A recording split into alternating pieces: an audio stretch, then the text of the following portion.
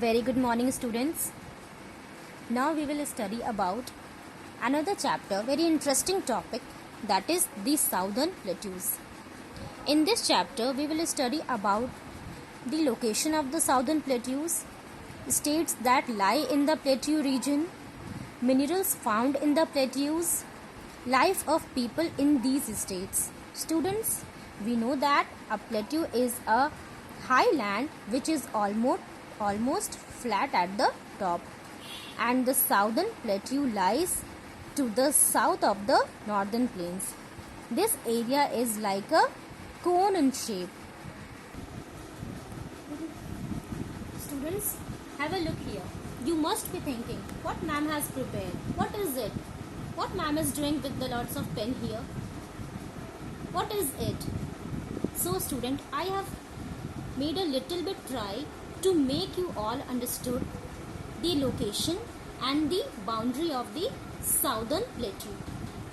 Student, right now I have told you that the Deccan Plateau, or you can say the Southern Plateau, is in conical shape, and it is bounded by the Western Ghats in the west, Eastern Ghats in the east, Aravalli Hills in the northeast, and by the Rajmahal Hills in the northeast. So,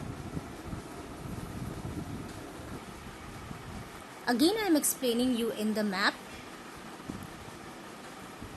The Southern Plateau is bounded by Western Ghats in the west, Eastern Ghats in the east, Aravalli Hills in the northwest, and by the Rajmahal Hills in the northeast.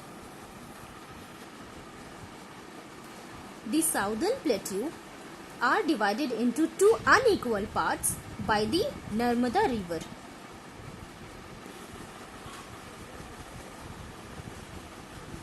The Central Highlands and the Deccan Plateau. To the north is the Central Highlands and to the south is the Deccan Plateau. Student,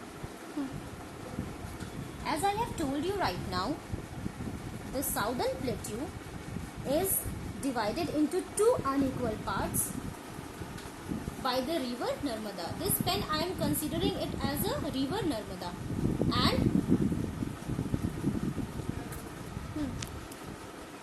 and the part to the north is the Central Highlands and the part to the south is the Deccan Plateaus.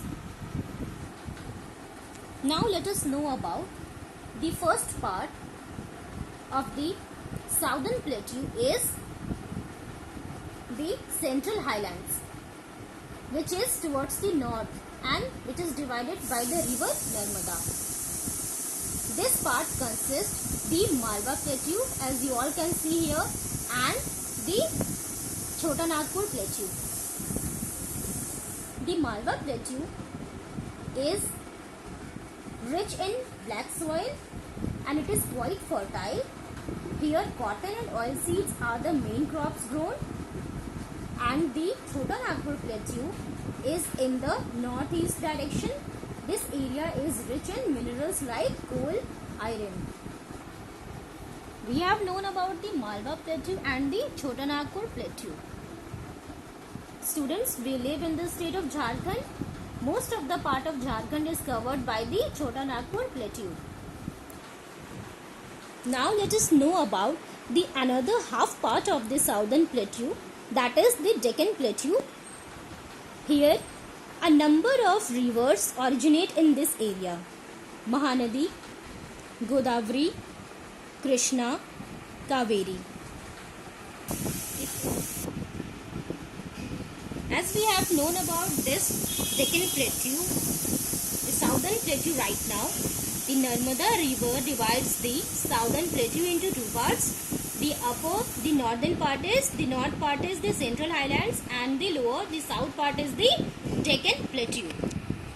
Now, we'll know about four major rivers that originate in the area of Deccan Plateau. Right now, we will study about the half unequal part of the Southern Plateau, that is the Deccan Plateau.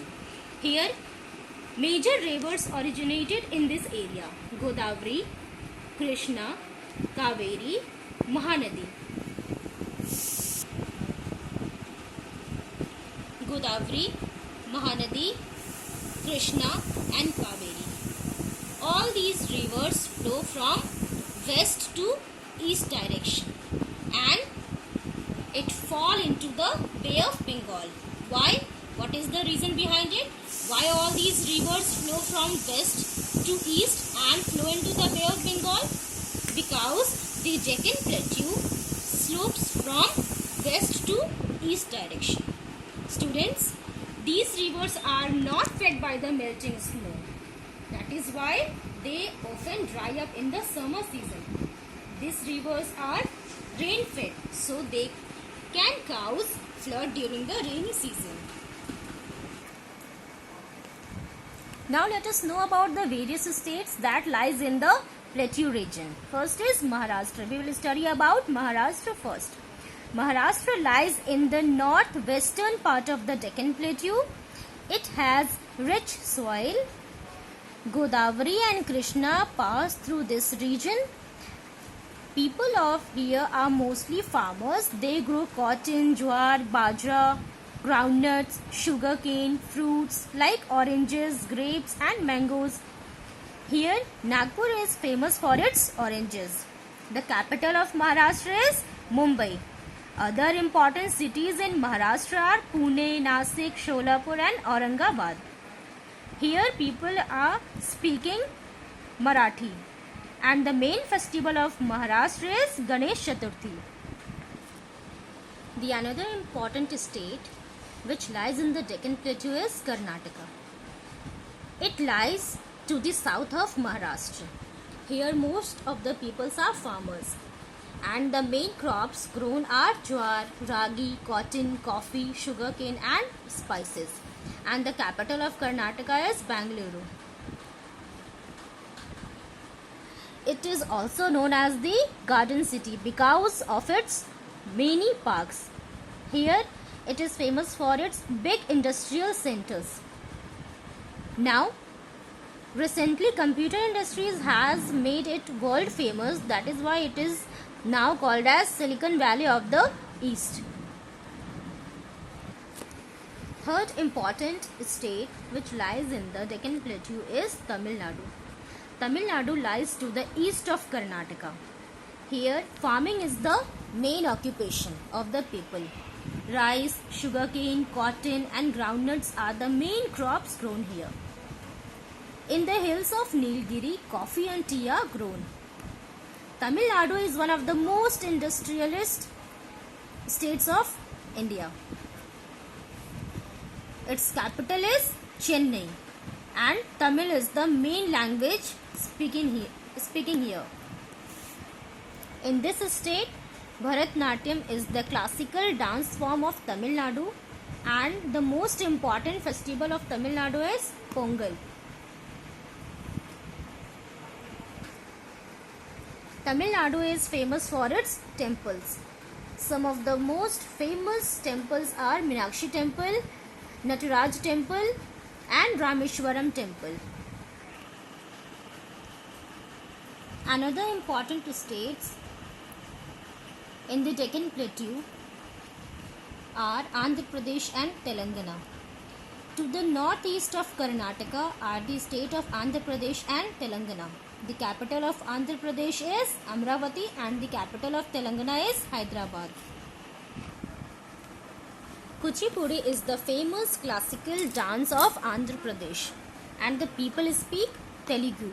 The main occupation of the people is agriculture and it is the country's leading producer of tobacco in the world. Now, next important state of the Deccan Plateau is Madhya Pradesh.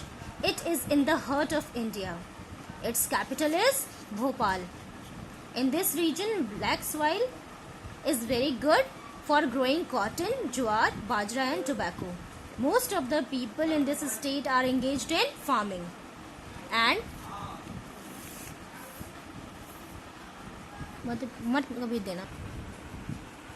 another important state is Chhattisgarh. Chhattisgarh was formerly a part of Madhya Pradesh. It contained the upper basin of the Mahanadi river. Farming is the main occupation of this state. Linseed, betel nuts, watermelon and rice are grown here.